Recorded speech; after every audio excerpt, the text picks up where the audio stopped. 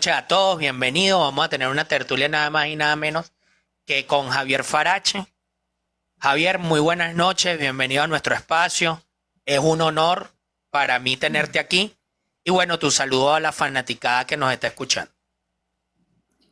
Muchas gracias Edson por la invitación a tu live aquí en TikTok y en YouTube.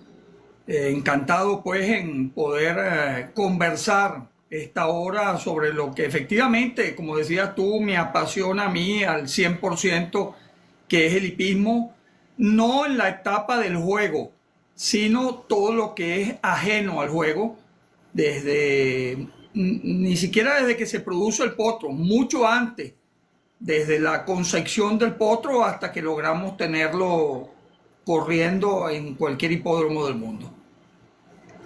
Bueno, Javier, yo voy a empezar con el hipismo norteamericano. Me gustaría un poco que habláramos Tapit Gunrunner. Gunrunner ahorita mandando, ¿no? Los hijos de él tienen 2 años mandando, pero Tapit jefe de raza también. ¿Qué diferencia hay entre Tapit y Gunrunner o qué hay detrás de Tapit y Gunrunner? Mira, son dos caballos muy distintos como sementales uno del otro. Muy distintos inclusive de lo que hicieron ambos en su campaña pistera y lo que han resultado luego como sementales. Tapit es un caballo que corrió poco, apenas 6 veces, ganó una carrera espectacular en el Wood Memorial del año 2004, pero el caballo hizo una mala carrera en el Kentucky Derby de ese año y seguramente salió lesionado y de allí lo llevaron para el Aras. No llegó al Aras con una enorme expectativa. Nadie pudo pensar que aquel tordillo de mediano tamaño podría convertirse en lo que es hoy, o lo que ha sido ese caballo en la cría mundial. Gunrunner, por su parte, fue un caballo con una campaña de pista un poco más larga, caballo que fue incluso caballo del año en los Estados Unidos. Estuvo corriendo hasta principios de sus 5 años cuando ganó la Pegasus World Cup y de allí salió para el Aras. Es decir, un caballo que inclusive estuvo entre los líderes mayores productores de dinero a nivel mundial. En ese aspecto fueron dos caballos muy distintos. Tapit porque corrió poco y las circunstancias no le permitieron demostrar lo que verdaderamente era el caballo como corredor. Y Gunrunner sí con una campaña más larga para que inclusive se llevara hasta el título de caballo del año en los Estados Unidos. Como reproductores son también dos caballos muy distintos. El caballo Tapit no se caracteriza por ser un animal transmisor de precocidad. Tú ves que la mayoría de los hijos de Tapit hacen sus mejores campañas de los 3 años en adelante. Los Gunrunner, por el contrario, son animales precoces que tú los ves corriendo temprano. Ahí hay una diferencia. Otra diferencia, los Gunrunner hasta ahora, y yo pienso que pudiera ser por las yeguas que ha servido el caballo hasta ahora, no son caballos que tú puedas decir que son corredores de largas distancias. Es decir, ellos han llegado de 1700, 1800 metros. Pero de ahí hacia arriba, los Tapit han sido grandes especialistas en correr cualquier tipo de distancia, inclusive la milla y media. Recuerda que Tapit tiene varios hijos ganadores del Belmont Stakes, una de las pocas carreras, si no la única, que queda en el hipismo norteamericano en milla y media. Yo pienso inclusive que hasta ahora los Tapit han sido animales con mayor fortaleza a los Gunrunner, que han durado menos en la pista.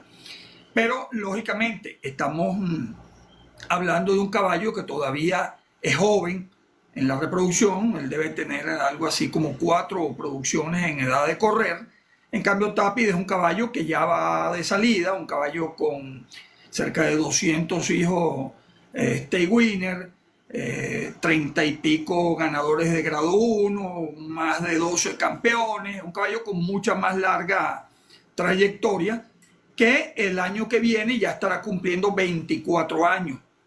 Y ya podemos decir que es un caballo que está cercano a su retiro de la reproducción. Pero de cualquier manera, ambos, tanto Tapit como Gun Runner, son excelentes reproductores. Son animales que cualquiera quisiera tener alguna yegua preñada por estos animales o algún hijo de ellos. Y desde luego, por ello es que los servicios de ambos han sido de los más costosos anualmente en los últimos 12, 14 años en los Estados Unidos. O sea que estamos hablando de que Gun Runner, a pesar del poco tiempo que tiene como semental, ha sido un semental muy productivo. Algo que por lo menos hay otros sementales que se creía que podían ser más productivos y no lo han logrado, ¿no? ¿A qué se puede, Sí, a qué se claro, debe eso? hay otra diferencia entre ambos caballos. Desde luego, todo esto no desmerita en ningún caso la calidad del caballo Gun Runner como semental. Pero Gun Runner, al haber sido un excelente corredor, superior en logro al caballo Tapi, ingresó a la cría sirviendo libros de yeguas muchos más números que los de Tapi en los primeros años. Y la calidad de la yeguada que ha servido Gun Runner en sus primeras temporadas de monta han sido superiores a las que sirvió Tapit en sus primeras temporadas de monta. Luego de que Tapit demostró ser un excelente semental desde que los primeros hijos comenzaron a correr, pues lógicamente el libro de yeguas aumentó en cantidad y en calidad. Pero te repito, nada de esto desmerita la calidad como reproductor del caballo Gun Runner. Solo que tenemos que tener claras que hay diferencias entre ambos animales como sementales. Bien, excelente. ¿Qué diferencia? Sabes que Candy Ray ha sido un argentino que pues está dando la hora mucho en el césped y en la arena, ¿verdad? ¿Qué le ha dado a un caballo argentino ser tan consecuente ganador en un lugar como los Estados Unidos? O sea, que ha dado de verdad una producción que ha dado la hora. ¿Qué lo llevó a eso? El caballo Candy Ray fue un super caballo en las pistas, no solo en Argentina, sino también en los Estados Unidos. Yo te recuerdo que luego de haber sido un gran caballo en su país de origen, a los 4 años fue importado para los Estados Unidos y nada más y nada menos que le ganó al mejor caballo del momento en Norteamérica, que era medalla de oro. Yo recuerdo esta carrera, el Pacific Classic, si mal no recuerdo, que el caballo Candy Ray, montado por la yoqueta Julie Cron, se ganó a medalla de oro en una carrera espectacular. Eso fue suficiente para completar la confianza que se podía tener en el caballo como futuro reproductor. Candy Ray ingresó a la cría en un aras también muy poderoso como el Lion's End, e indiscutiblemente contó desde el primer momento con una buena yeguada como para que el caballo despuntara en sus primeras producciones. Pero por lo demás, es un caballo descendiente por la línea paterna de Mr. Prospector, que sabemos que ha sido, junto a la de Nover Dancer, la influencia paterna más grande que ha habido en los últimos 50, 60 años en la hípica mundial. Perfecto. Eso quiere decir que Candy eso Ray, le abrió las puertas. Candy Ray también va de salida, un caballo que tiene ya 20 y pico de años. Aún ha estado sirviendo en el Lion's End. Probablemente también va a servir el próximo año Pero como es lógico suponer, a medida que avanza la edad, declina la fertilidad de los caballos.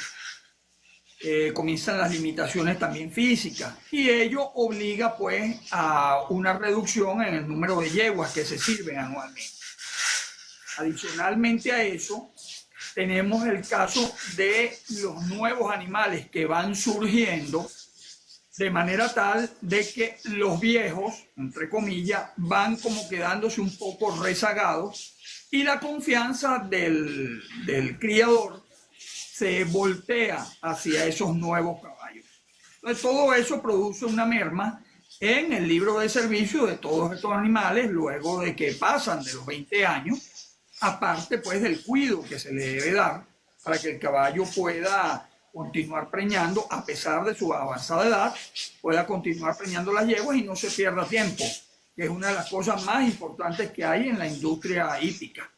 El tiempo vale oro. En un aras, tú no puedes permitirte el lujo de tener un semental cuyas yeguas le estén repitiendo, porque eso es dinero que estás perdiendo. Animales que al año siguiente te van a nacer muy tarde. O sea, todo eso influye para que un caballo viejo ya poco a poco va bajando el número de yeguas y hasta que llega a su retiro definitivo. No se ha dicho de que Tapit o Canterbury vayan a ser retirados, por el contrario. El caballo Tapit de este año también sirvió en Gainesway Farm, su libro de yegua. Se lo redujeron bastante y el año que viene suponemos que ambos caballos van a continuar sirviendo, como dicen, hasta que el cuerpo aguante. O sea, que no hay una edad definitiva que uno diga hasta aquí llegó. O sea, depende de cómo el ejemplar se vaya desarrollando en el periodo. Eso te lo va diciendo el propio animal cuando está sirviendo, por lo que yo te decía. El criador no puede perder tiempo en el aras. Todos los criadores necesitan un semental que preñe lo antes posible a las yeguas. Por cuestiones de edad, es lógico suponer de que la fertilidad de los caballos va disminuyendo. Pero eso, a medida que va avanzando la temporada de monta, va siendo medido por la gente del ARA. Muchas veces el caballo está fallando, le cambian las yeguas, se la pasan a otro semental, porque es que necesitan preñar las yeguas lo antes posible. Ahora bien, mientras el caballo esté preñando, mientras esté en condiciones físicas para continuar saltando a la yegua, ellos lo mantienen, bueno, y las condiciones comerciales también, ellos mantienen a sus sementales sirviendo, cada vez con yeguas más escogidas, cuando se trata de grandes sementales, y bueno, hasta que llega el retiro, que el propio semental es el que te indica que debe ser retirado ya. Muchas veces, por algún problema físico que no puede montar a la yegua, muchas veces porque la fertilidad le baja enormemente o por el mismo deterioro como consecuencia de la edad. Pero por ejemplo, nosotros tuvimos al caballo Mr. Prospector sirviendo hasta los 27 años. Y tú veías físicamente al caballo Mr. Prospector y estaba bastante avejentado en ese momento. Y sin embargo continuó sirviendo sus yeguas. De hecho, en su penúltima producción, dio al caballo Fusaichi Pegasus, ganador del Kentucky Derby. El caballo Danzig estuvo sirviendo hasta los 20 y pico de años, hasta que definitivamente fue retirado, y así por el estilo, muchos otros caballos. El propio caballo te dice cuándo debe ser retirado. O sea, ellos mismos hablan. Hasta aquí llegué. Sí, sí. Bien, vamos a meternos un ratico en Irlanda. Quisiera preguntarte algo en específico. ¿Por qué los caballos irlandeses rinden tanto en el pasto? O sea, son tan productivos en los Estados Unidos también, a pesar de tener una alzada algo, o sea, la alzada es un poco más baja, o sea, no es tan pronunciada. ¿Qué plus tiene el caballo irlandés para poder llegar a hacer esto? Mira, no solo el caballo irlandés, el caballo inglés y el caballo francés también. Ellos han llevado su hipismo, bueno, una tradición de muchísimos años, lo han llevado a mantenerlo básicamente en las pistas de grama. Difícilmente tú ves en los grandes hipódromos de Europa o de los países más importantes en materia de hipismo en Europa, difícilmente tú ves una pista de arena. Ellos han volcado también su cría para la grama, que es la superficie en la cual se mueven las mejores carreras de ellos. Pero el tema del tamaño no creas que es así. Eso hay de todos los tamaños allá. De hecho, recientemente un caballo alemán, por supuesto, Alemania en el aspecto hípico no tiene la altura de Inglaterra, ni de Irlanda, ni de Francia, pero también da sus buenos caballos. Un caballo alemán llamado Goliath. Te puedes imaginar el porqué del nombre. Un gigantón de más de 550 kilos. La misma yegua esta que ganó ayer el Arco del Triunfo, una yegua inglesa, Blue Stocking, es una yegua por apariencia física cercana a los 500 kilos. O sea, no necesariamente los animales ingleses, irlandeses o franceses son animales medianos. Es como todo, allá hay de todos los tipos.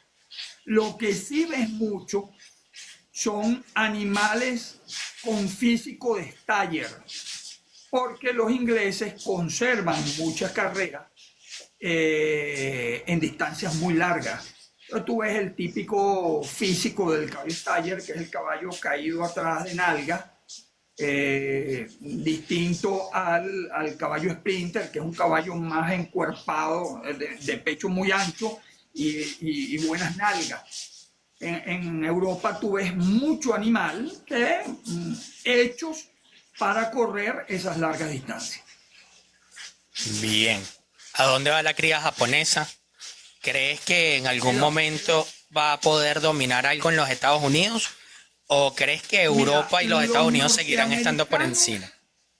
Los norteamericanos se han dejado quitar muchísimas de sus mejores yeguas en los últimos años por los japoneses. Ellos vienen teniendo un empuje en materia hípica acelerado. La verdad es que lo ha hecho demasiado rápido Japón. Ellos comenzaron llevándose sementales que quizás los norteamericanos no querían, como el caso del caballo Northern Tate, un hijo de Nover Dancer, que allá en Japón fue más de 10 veces líder semental. Luego se llevaron al caballo Sunday Silence, porque los norteamericanos, a pesar de la exitosa campaña pistera del caballo Sunday Silence, de haber sido un caballo del año, de haber ganado varias de las mejores carreras para los tresañeros en su momento, el caballo simplemente no gustaba. Era hijo de un semental cuyos hijos como sementales no eran de los más llamativos en los Estados Unidos, como el caballo Halo. La línea materna de Sunday Silence era bastante floja y el caballo físicamente no era un caballo muy bonito. De hecho, Sunday Silence fue 2 veces no vendido en subasta, porque el criador pues aspiraba a una cierta cantidad baja, pero el caballo ni siquiera alcanzaba la reserva. Era un caballo más bien flaco, huesudo, y no les gustó. Uno de los socios, que era propietario del Chadai Stallion en Japón, terminó de comprar el porcentaje restante a los norteamericanos y se lo llevó. Bueno, y salió ese super padrillo llamado Sunday Silence. Pero luego de eso, los japoneses poquito a poco le han ido quitando sementales, a los norteamericanos, ya es una cuestión más difícil quitarle un semental que una yegua, porque recuerda que la yegua te produce un solo hijo al año, el semental te produce muchos. Entonces, ellos le han ido quitando poco a poco sementales, pero en cuanto a yeguas preñadas o yeguas recién salidas de la cancha, de la pista, sí le han quitado unas cuantas campeonas. Y ya tú ves que la presencia de los caballos japoneses en varias de las mejores carreras del mundo cada vez es más común. Así que los años que están por venir vamos a tener muy buenas noticias de estos caballos japoneses por todo el globo terráqueo. Y podemos decir que esto es una cuestión de dinero. El mejor postor también, ¿no? Es un negocio. Sí, pero yo creo que está llegando el momento que los norteamericanos no se están dejando quitar las yeguas por los japoneses así tan fácil, aunque ya les quitaron unas cuantas. Pero ya creo que los norteamericanos se dieron cuenta de que le estaban reduciendo la yeguada campeonil en las pistas norteamericanas para llevársela a Japón. Entonces ya tú ves que en las últimas ventas ya ha sido un poco más difícil que los japoneses se hagan de esas yeguas. Ya el norteamericano, es verdad que es una cuestión de dinero, pero el mismo norteamericano está poniendo un poquito más de dinero para que no se la quiten. O sea, está peleando, como quien dice. Pero ya se llevaron unas cuantas. O sea, está peleando. Van a la subasta a pelear. Fíjate tú cómo será el avance de Japón en materia hípica, que en estos días veía yo de que ya tienen un primer lote de 19 animales que viajarán a la Breeders' Cup. No todos son nacidos en Japón.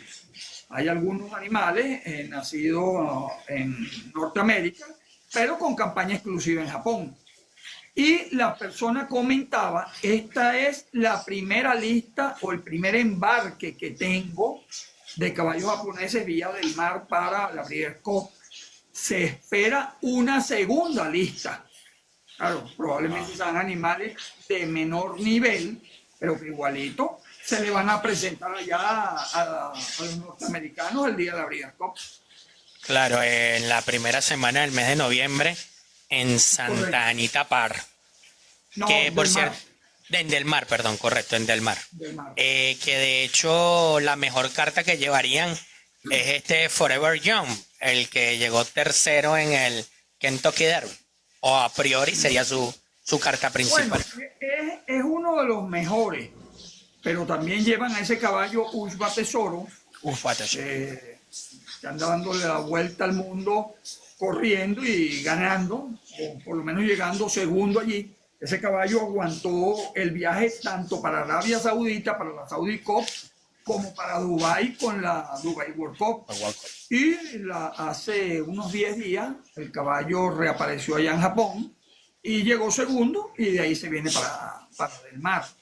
También tienen una yegua invicta llamada Awesome Result, una hija de Justify, una yegua de 500 y pico de kilos, que también va a ser brava en esa carrera donde va Torpedoana e Idiomatic, la Distaff. De modo tal de que sí, Forever Young es uno de los mejores, es uno de los mejores representantes que ellos tienen. Sí, cayó a escaso un cuerpo en el Kentucky Derby, después de esa pelea feroz con Sierra Leone de casi 400 metros. Ambos se vinieron palmo a palmo. Y los golpes que se dieron. Y los golpes que se dieron también, correcto. Es correcto. No, la carrera fue excepcional de ese caballo. Y ese caballo en Arabia Saudita y en Dubái había ganado 2 carreras muy buenas en millas. Había llegado invicto al Kentucky. Había llegado invicto al Kentucky Derby. La semana pasada en Japón, porque luego del Derby a él le dieron un buen descanso. El caballo reapareció la semana pasada en Japón ganando en 2000 metros. Es un buen caballo sin duda alguna. Bien, ahora vamos a hablar un poquito ya del hipismo venezolano. Ya vamos a entrar en nuestra tierra. Your Minister y Irland Voyager fueron jefes de raza en Venezuela. ¿O crees que antes de ellos hubo alguien que fue mejor que ellos? ¿O Irland Voyager y Your Minister fueron jefes de raza ya en la era moderna? Mira, la clasificación de jefe de raza en Venezuela no existe, ¿verdad? De hecho, si existiera, ni George Minter ni Inland Voyager hubiesen calificado para ser jefes de raza. ¿Por qué? Porque el jefe de raza tiene que haber demostrado poderío, no solo como padre de corredores, sino como padre de sementales. Y lamentablemente ni los Inland Voyager ni los George Minter, por diversas razones, fueron buenos sementales. Cosa contraria a lo que ocurrió con Walter Poet, que varios de sus hijos han sido muy buenos sementales. Ahora bien, de que Inland Voyager, George Minter y Walter Poet han sido grandes sementales, eso no tiene ninguna duda. De hecho, yo creo que George Minter y Walter Poet han sido los sementales más completos llegados a la cría venezolana. Pero antes de esto también hubo excelentes sementales en Venezuela. Uno de los casos más emblemáticos fue el caballo del Hornero, que logró ganar unas cuantas estadísticas consecutivas en los años del Paraíso, cuando servía como semental en el desaparecido Aras la Sierra. Así como el Hornero, hubo muchísimos otros animales más, y luego ya cuando hubo esa nacionalización, entre comillas, de la programación de carreras, nosotros nos encontramos muchísimos buenos sementales. El caso, por ejemplo, del caballo criollo Lavandero, que para mí ha sido el mejor semental venezolano de todos los tiempos. Un caballo que dio pocos hijos, pero fue capaz de ganar 2 años consecutivos la estadística general de sementales contra todos los sementales importados. Eso no lo ha hecho ningún otro semental en Venezuela. Y de ahí en adelante hemos tenido animales como por ejemplo el caballo Whiteface, que fue quizás el reproductor de corredores de largo más poderoso que hemos tenido en Venezuela en todos los tiempos. Los hijos de Whiteface eran animales incansables y caballos que difícilmente se rompían, y tú los veías corriendo y ganando las mejores carreras y en las distancias más largas acá en Venezuela. Y bueno, muchísimos otros animales más, otros sementales más, como los casos, por ejemplo, de Slew Prince, el caballo Lassington, Striding Out, Roberto's Dancer, Polar Knight, que fue un excelente semental, porque Polar Knight dio una de las mejores yeguas venezolanas de todos los tiempos, que se llamó The Queen.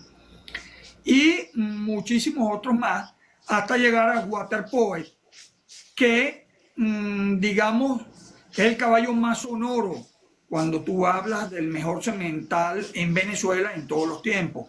El más sonoro porque es el más reciente, tuvo muchísimos más hijos que Inland Voyager, sirvió una yeguada de mayor calidad a la que sirvió Inland Voyager.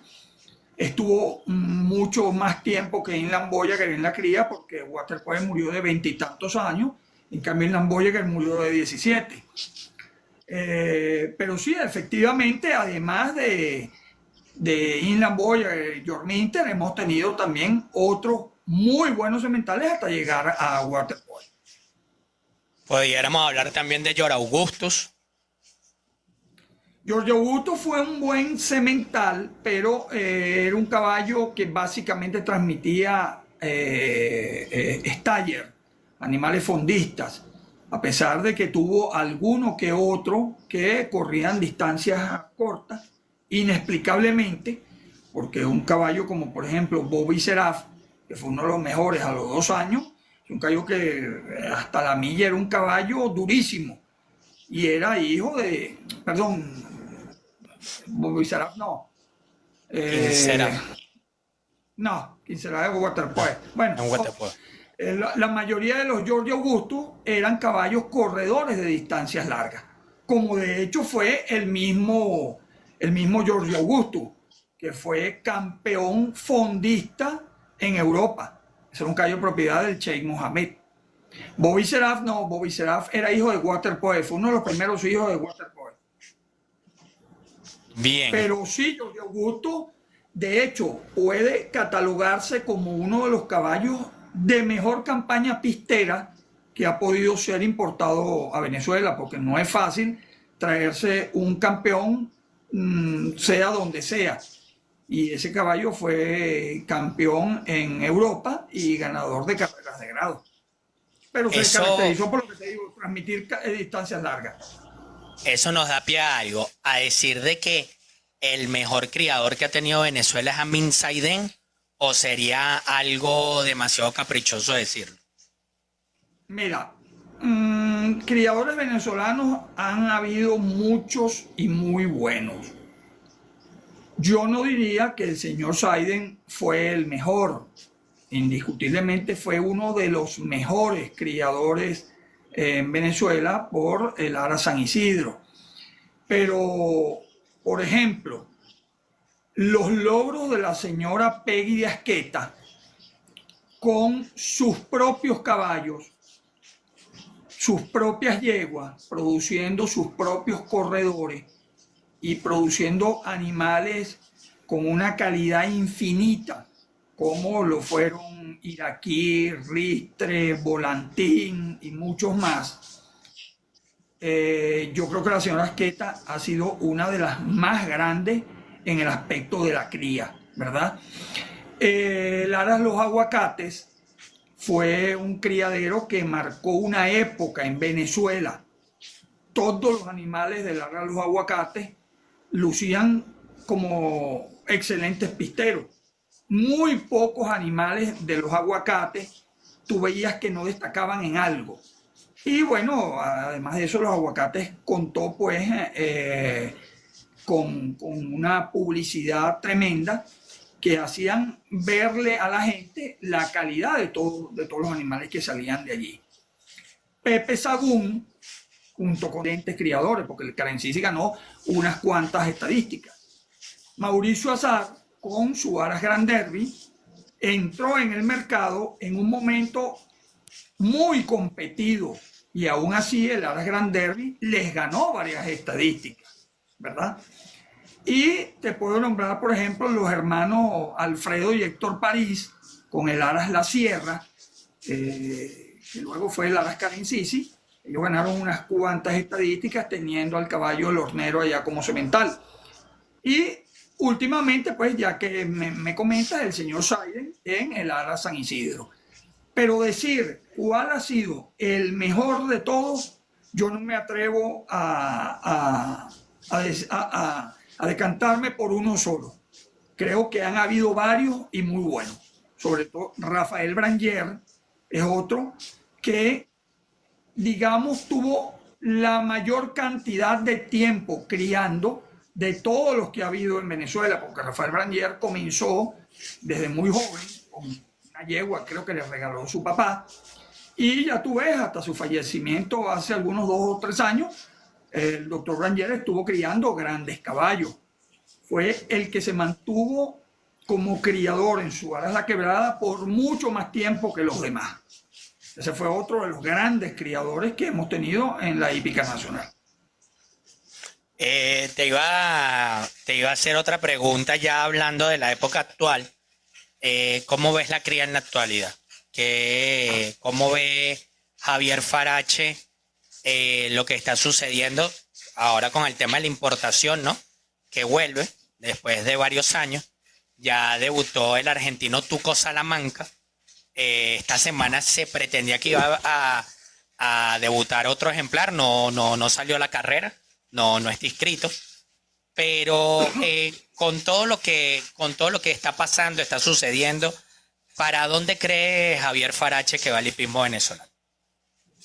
Mira, La cría venezolana lamentablemente está atravesando por una de sus crisis más severas por la desaparición de muchísimos establecimientos de cría.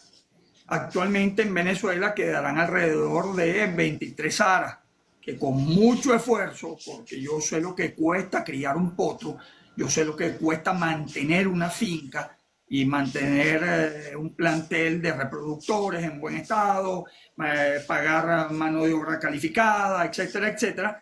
Ellos están haciendo un enorme esfuerzo. La gente en Venezuela te dice de primera mano, no, es que el gobierno acabó con la cría venezolana. Eso no es del todo cierto. Si bien hubo políticas muy malas del gobierno hacia el campo, si bien hubo gobernantes que individualmente quisieron cogerse establecimientos de cría, no vayamos muy lejos, como el Ara San Isidro, que un ex gobernador del estado Aragua se la quiso regalar a su papá. Él quiso cogerse el Ara San Isidro para regalársela a su papá. Te puedes imaginar lo que eso significa, pues. Pero todo ese tipo de malas políticas y de desmanes políticos hay que unirlos también a otra serie de factores de los cuales no se habla. Por ejemplo, el costo elevado que significa mantener un aras. Se necesita mucho dinero para mantener un aras. Muchas personas prefieren dedicar la finca a producir otro tipo de animales u otro tipo de productos para sostener la finca en lugar del caballo de carreras, que es bastante costoso su mantenimiento. Pero además hay otro factor importantísimo que nadie habla de él.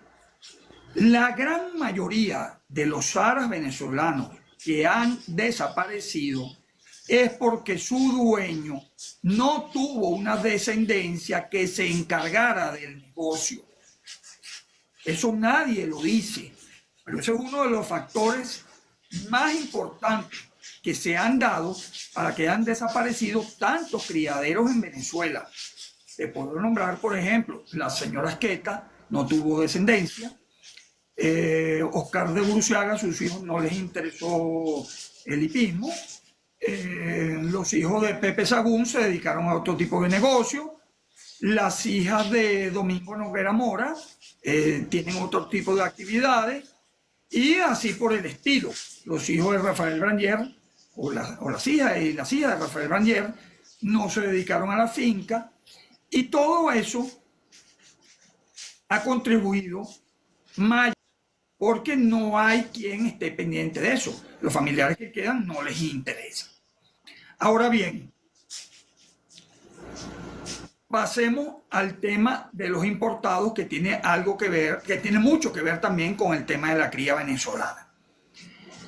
El hecho de que en el año, a partir del 1 de enero de 1976, se haya acabado con la programación para importados, eso fue una cuestión premeditada por algunos vivos que vieron que con aquella onda nacionalizadora que tenía Carlos Andrés Pérez en su primer gobierno, ellos podían meterse planteando lo que era la nacionalización de las carreras de caballos, de manera tal de criar sus propios caballos y venderlos en precios abultados.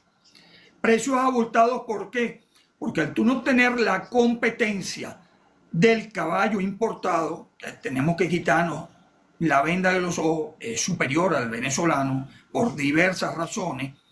Al tú no tener esa competencia, al tener poca oferta, los criadores se daban el lujo de pedir cantidades groseras por su potro, por su potrillada. Ahí está otro aspecto que también ha contribuido al cierre de muchos aras. Algunos criadores, al no poder vender su producción en los precios que ellos consideraban, preferían dedicar la finca a otro tipo de actividad. Yo por lo menos sé de un caso de un aras muy exitoso que decidió cerrar las puertas como aras y transformarlo en una finca de siembra, porque ellos decían que ellos no iban a vender ninguno de sus caballos en menos de 35.000, 40.000 dólares. Entonces prefirieron cerrar de repente su finca. Y así por el estilo. De manera que la merma en la producción va unida, la producción de ejemplares criollos va unida a la poca cantidad de criaderos que quedan. Y la poca cantidad de criaderos que quedan tienen como causa no solo políticas del gobierno o de algunos o actitudes de algunos gobernantes, sino también los otros factores que ya te comenté. Cuando a partir de enero, del 1 de enero de 1976, solo se permite correr en Venezuela a caballos criollos, eso fue el principio del derrumbe de la cría venezolana que estamos viviendo hoy en día. Y eso nadie lo quiso avisorar, pero era una cuestión lógica. ¿Por qué se dio eso? Por lo que ya te comenté, para yo poder vender mis caballos a un precio más alto y no tener la competencia del importado. Pero esa misma persona nada dijeron cuando los propios caballos importados que hacían campaña en la Rinconada eran los sementales y yeguas del futuro de los propios aras venezolanos. Por ejemplo, cuando Pepe Sagún tenía la flota de los Amanes, aquella gran cantidad de excelentes corredores como Máquenas Gol, Vaticinio, Monchanzón, Rinconcito, Velvet Cap, todos esos bichos, él no tenía dónde llevarse esos animales. Y Domingo Noguera Mora le plantea una sociedad en el Aras Carencisi que era de Domingo Noguera Mora. Para allá se fueron todos esos animales, más las yeguas que trajeron también importadas.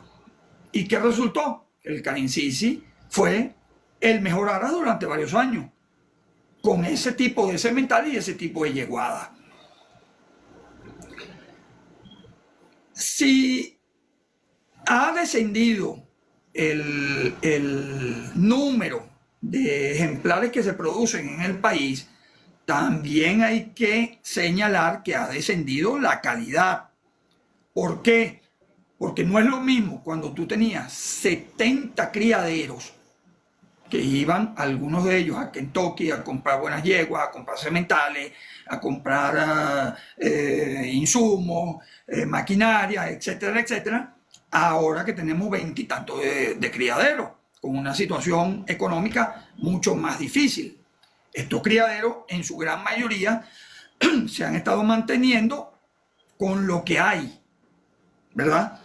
Hace bastante rato que no se compran un buen lote de yeguas madres en las subastas de los Estados Unidos, que antes era costumbre traer aviones y aviones de yeguas preñadas. Afortunadamente y lastimosamente, porque llegamos a esta situación, las autoridades vieron como uno de los recursos para levantar primero el espectáculo y luego la cría, porque el espectáculo tú lo puedes levantar de manera inmediata. La cría, para levantarla, requiere mucho tiempo, ¿ok? Porque, entre otras cosas, el que cerró un aras no lo vuelve a abrir, porque lo dedicó a otro tipo de cosas, el dueño se murió, está desvalijado, o lo convirtieron en vaqueras o en sembradíos, etc. Eso como aras no vuelve a abrir. Entonces tú tienes que, primero que nada, alimentar el espectáculo con la traída de caballos corredores, como el caso de estos 3 argentinos que trajo el señor Cristian Viola. Y luego de eso es que pueden irse alimentando los aras o naciendo nuevos criadores con ese tipo de animales o entusiasmados por el renacer de la época de la programación de importados en Venezuela. Porque yo le dije a varias personas, aquí, antes de que debute uno de los importados es una cosa y luego que debute el primer importado es otra cosa. Al principio tú estás como a la expectativa y una vez que debutó el primero ya se abre la emoción de muchas personas de querer traer también sus caballos de afuera. Eso en ningún caso va a perjudicar a la cría venezolana. Jamás la pudo perjudicar, por lo cual yo sostengo ante quien sea que el haber acabado con la programación para caballos importados es uno de los errores más tristes que hemos tenido en la hípica venezolana. Cuando te digo que eso no va a competir contra la cría venezolana, porque son dos ambientes totalmente distintos. Simplemente el caballo criollo, que va a tener su programación exclusiva para criollo y podrá correr también contra importados, va a tener el valor que el mercado le señale, su verdadero valor, no precios inflados. ¿Ok?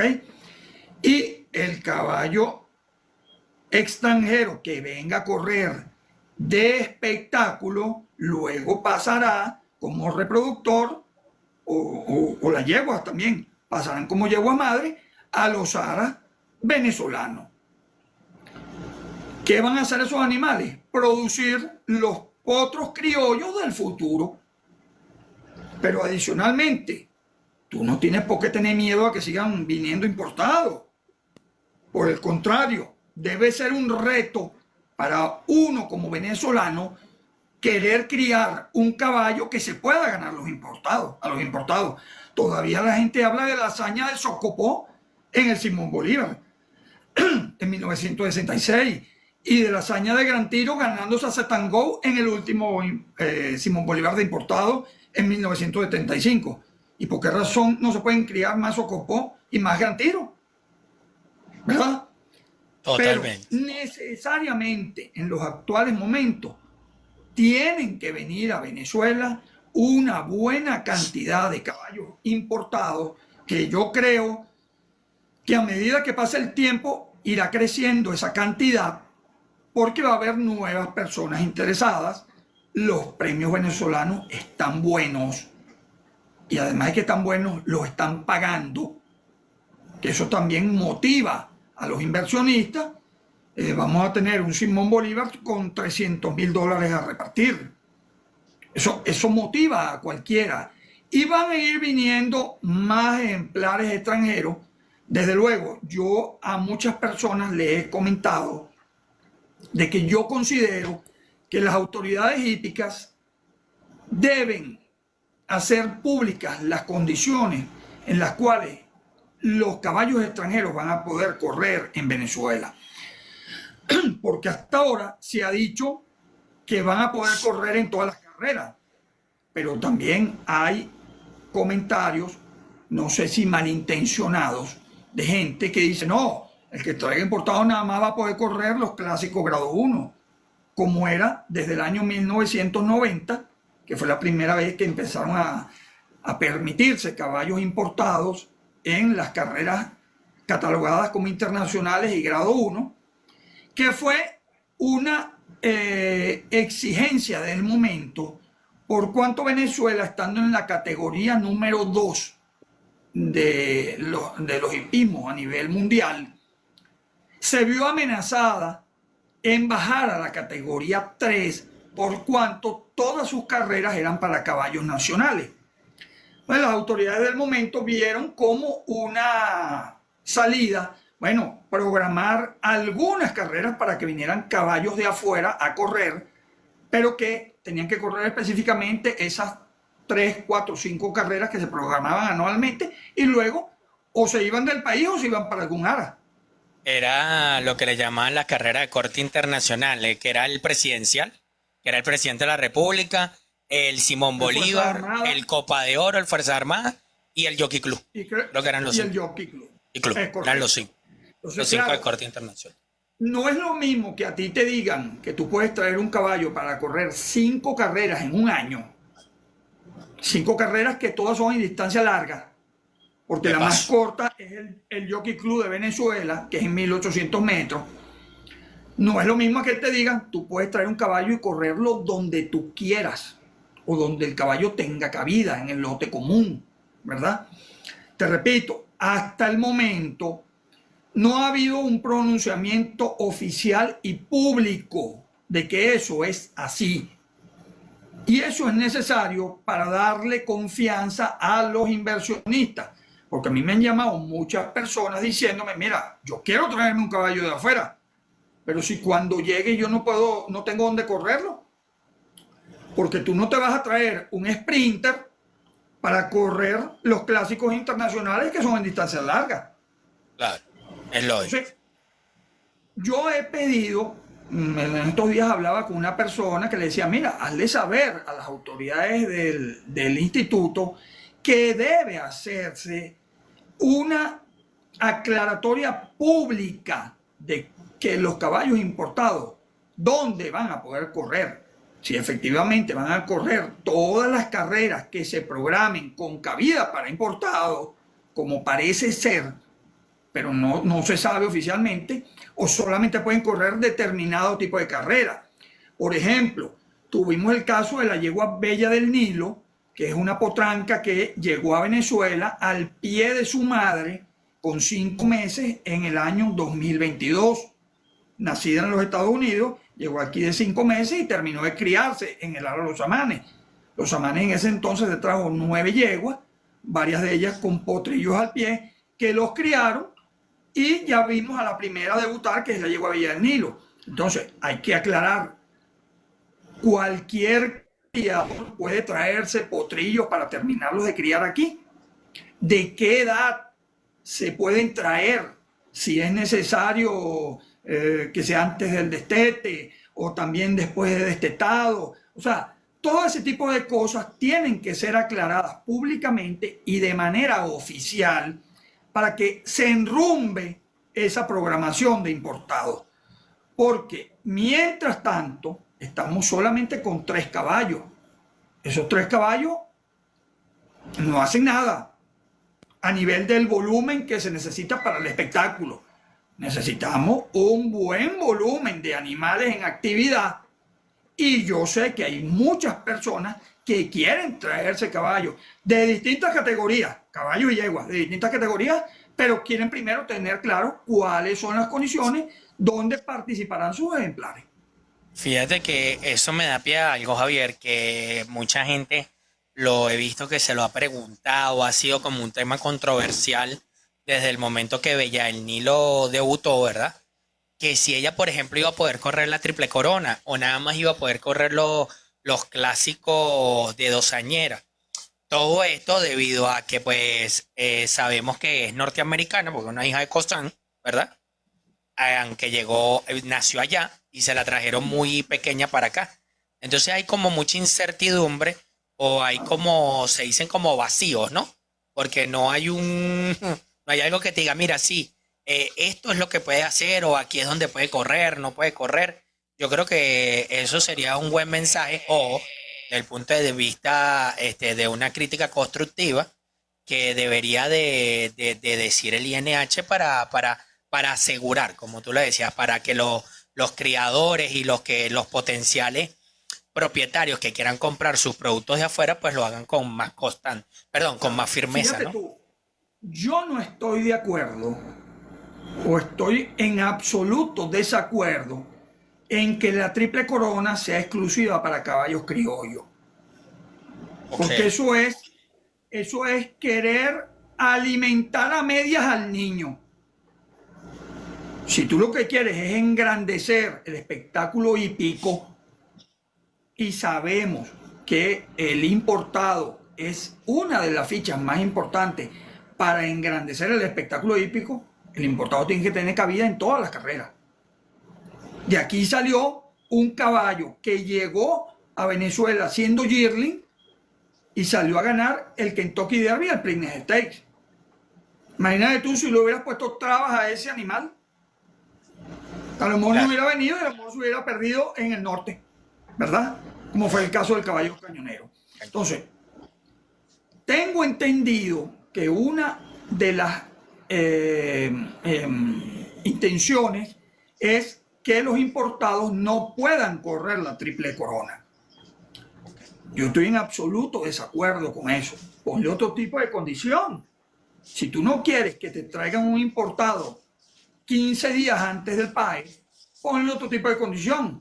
Solo podrán correr la Triple Corona los caballos que estén en el país desde el mes de enero, por decir algo.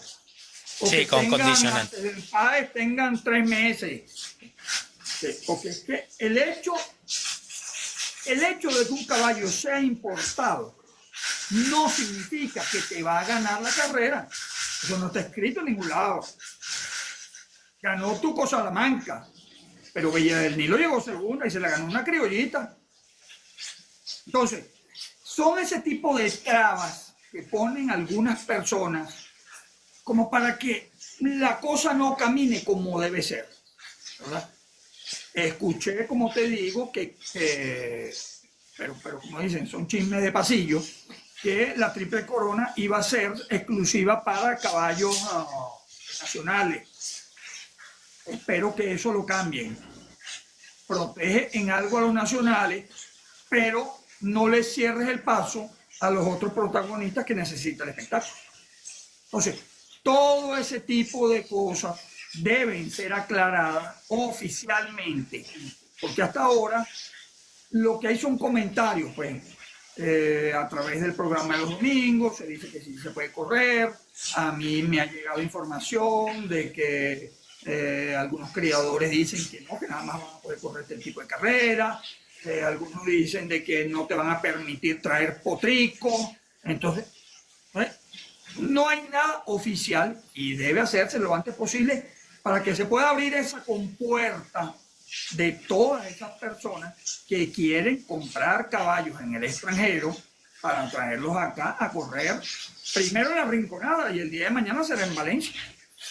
Claro, por supuesto. Ya para ir finalizando un poco, como siempre, no agradeciéndote que me hayas aceptado la invitación, el conocimiento que tiene a nivel de todo esto, de verdad que es muy grande. De hecho, hablar de otros tópicos nos pudiéramos llevar horas de hablar de muchos tópicos que tienen que ver con la cría, pero quería finalizar con esto. Según tu experiencia, todo esto, estamos a la vuelta de la esquina del Simón Bolívar, ¿verdad? Es la prueba de mayor envergadura del hipismo venezolano. Es el que tiene la característica de llamarse Gran Premio Clásico Simón Bolívar, el que todos quieren ganar. Ya sabemos que no va a ir Niño Lorenzo, el potro de 3 años doble coronado, que jamás sabremos si se pudo triple coronar si no hacía el cambio de mano. Tampoco podemos saber si de repente era Lemon White el que se podía triple coronar si no se hubiese lesionado. Todo eso son especulaciones. La realidad es que Lemon White ganó el primer paso, Niño Lorenzo ganó el segundo. De eso lo tenemos claro. Él no va, cada quien va a echar sus cartas según el tema que del pedigrito o esto. Para ti, para Farache, ¿quién es el firme candidato al Gran Premio Clásico Simón Bolívar? Bueno, mira, el problema es que para este año tenemos varios caballos que están desgastados ya de lo que ha sido su larga campaña pistera. Eso pues permite de que el lote se haga bastante parejo.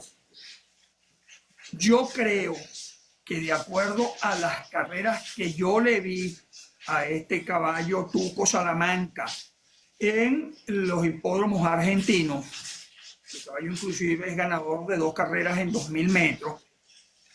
De acuerdo a lo que yo le vi al debut de ese caballo en la Rinconada, que lo que hizo fue un trabajo muy gordo. Los caballos pasaron por varios problemas en el viaje. Problemas en el sentido de que tuvieron que tomar 4 aviones desde Buenos Aires para poder llegar a Venezuela. Un caballo que todo el mundo sabía que no estaba puesto, ¿verdad? Sino que el caballo había que darle la carrera pensando en el Simón Bolívar. Tomando en cuenta eso y tomando en cuenta el posible lote de competidores, yo creo que el caballo bravo de la carrera es el argentino. Un mes más de entrenamiento, lo tiene un hombre que sabe lo que hace, como Fernando Parilli. El caballo tiene pedigrí para correr y ganar para llegar a esa distancia. El caballo tiene performance en Argentina, en distancias largas. El caballo está aparentemente sano. Creo que es el caballo a ganarse en la carrera al día de hoy. Faltan poco más de 3 semanas y tú sabes que muchas cosas pueden suceder. Tengo entendido que van a correr el caballo Gran Eladio, supongo que correrá el de Freud, el caballo de Hendrik aparentemente no llegó bien en la última carrera. Padel seguramente correrá. Va Vino Tinto, es el otro que va del Stur Los Grandes. Ajá, no sé si van a correr a la yegua Daniela Roner. Daniela Roner y Ambrosía, corren las dos. La yegua Ambrosía, casualmente, copropiedad del dueño del Tuco Salamanca. No sé si correrán a ping-pong para hacer la carrera en punta. Está descartado ya. Está descartado. Okay. De hecho, corre esta semana la el clásico Virgilio de Acán. Lo corre en 1200 metros. Va a correr esta semana. No, entonces ya definitivamente se van a quedar con el caballo en Sí, por eso te digo, de acuerdo a lo que se ve en el lote al día de hoy y de acuerdo a lo que pareciera este caballo Tuco Salamanca, de acuerdo, él corrió una sola vez la 1.5 millas allá en Argentina y el caballo llegó quinto, pero estuvo punteando, creo que está faltando 200 metros, algo así, en un handicap. Y pareciera ser un ejemplar versátil. Cuando hablo de versátil, es que no necesariamente tiene que salir a matarse en la punta. Puede correr colocado. No eso, tiene físico y pedigrí para llegar a esa distancia. Que es lo importante. Vamos a ver si el caballo continúa con su entrenamiento como está previsto. Y te repito, lo tiene un hombre que sabe lo que hace, como Fernando Parilli, uno de los entrenadores con más experiencia en la Rinconada en los actuales momentos. Y bueno, esperemos a ver que sea un buen espectáculo. Lo que de todas debería de ir castigado en el handicap, ¿no? Debería de ir por lo menos con 58. Bueno, no sé, porque recuérdate que el Simón Bolívar es una carrera de pesos por edad. Ok. No sé cuál handicap le irán a colocar, pero tampoco estamos hechos en un momento para tú acabar a los caballos que vengan de afuera. Bueno, sí. Está bien que sean superiores a muchos de los de aquí, pero tampoco el interés puede ser destruirlo en base al handicap.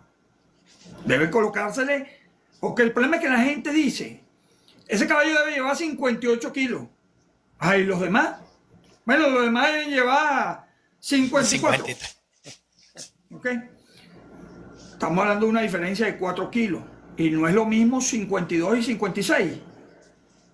El peso mínimo que hay. Pero si el handicap es precisamente la diferencia de peso entre uno y otro para equiparar la carrera. Handicap no es montarle plomo encima al caballo. Métele bastante peso. No. Lo que tiene que haber es una diferencia de peso entre este y este. Eso es el handicap. Pero si la diferencia, como te digo, es de 4 kilos, No es lo mismo 52 y 56, son los mismos 4 kilos. Bueno, Claro. todo ese tipo de cosas se van a ir aclarando, pero sí te adelanto que el Simón Bolívar tradicionalmente ha sido una carrera como los grado 1 a peso por edad. Oh, de verdad que estoy muy agradecido por la conversa. Las personas que no pudieron escucharnos en vivo porque llegaron tarde, la voy a subir al canal de YouTube para que la puedan ver más personas. Okay.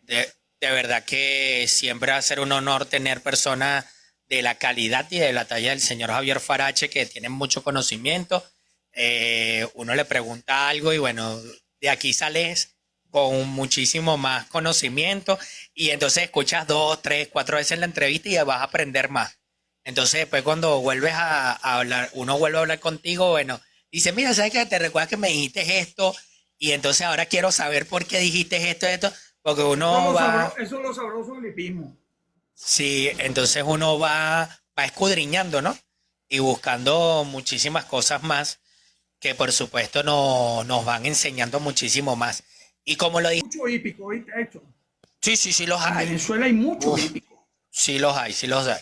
Y fíjate que hay mucha gente con la que tú hablas y, wow, tienen mucho conocimiento de la historia, te hablan con mucha propiedad, te dicen, mira, ¿sabes qué? Yo conocí a tal jockey, o a este o al otro, y por eso yo sé que esto pasó así. Bien. Y ese tipo de anécdotas son bastante interesantes. Fíjate que se Así nos fue es. el tiempo, la entrevista se nos fue de largo de la hora, pero de verdad que ha sido un honor tenerte. Bueno, Te pido tendremos una segunda parte. claro que sí, cuando la vamos a hacer, seguro que la vamos a hacer. Tu despedida, la despedida de Javier, muchísimas gracias nuevamente y bueno, tu despedida a las personas que nos escucharon, bueno, que nos vieron en este caso. Correcto. Bueno, Edson, mira, nada, como digo yo en la identificación ahí de mi cuenta de ex, que el hipismo para mí lo es todo desde que yo tenía los 9 años de edad. Y como dice ahí, diariamente le dedico horas y horas al hipismo, porque es una pasión demasiado grande. Y seguimos para adelante.